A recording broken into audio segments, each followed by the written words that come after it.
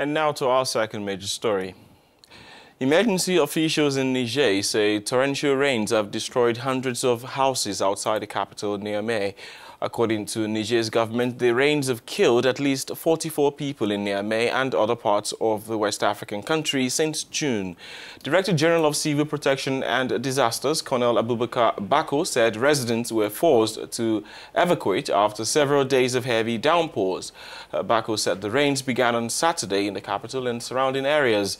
Images posted on social media showed dirt roads turned to puddles of mud, making it difficult for vehicles to navigate Niamey, a city of more than 1 million people.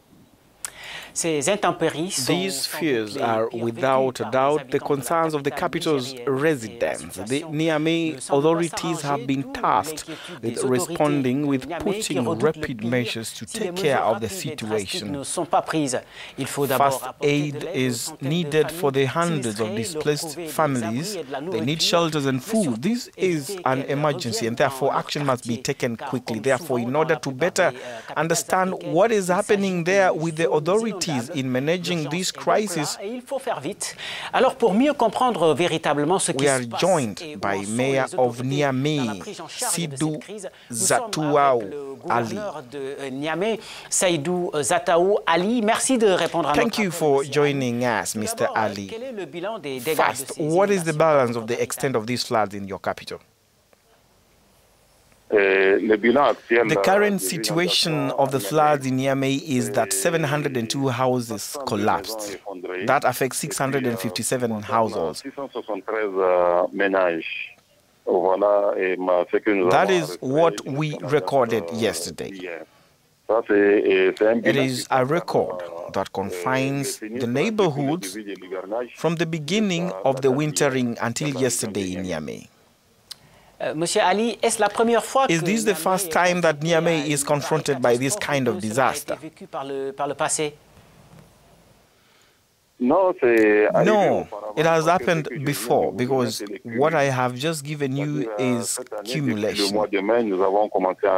That is to say, this year, since June, we started recording the first rains. Then there were heavy showers that we recorded from the beginning, and which continue until the day before last night, when there was more than 85 millimeters of rain in Niamey. In all the other showers recorded 200, 100, 150 and so on. And in the affected neighborhoods, are there habitable areas, or just how is the situation? Yes, the affected households have always been in flood plains for many years. You know, in the Sahel region, there have been years of drought, long years of drought.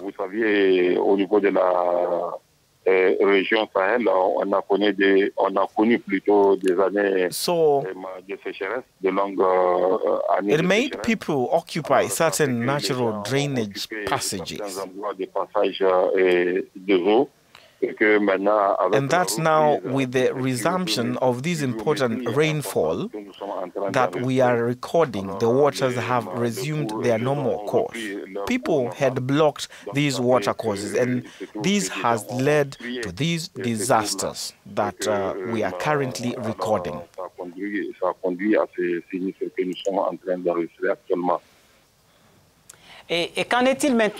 What's the way forward for the displaced families?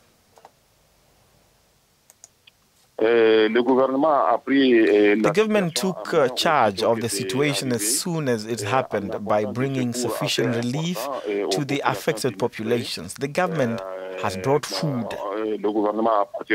and blankets to this disaster-stricken population by truly coming to their aid. So the catastrophe is not really uncontrollable.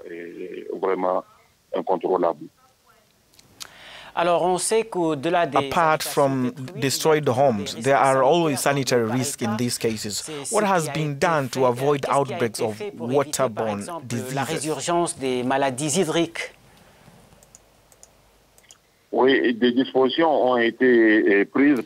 Arrangements have been made by the government in this context, so that health teams have been deployed to the affected districts. So the situation is totally under control.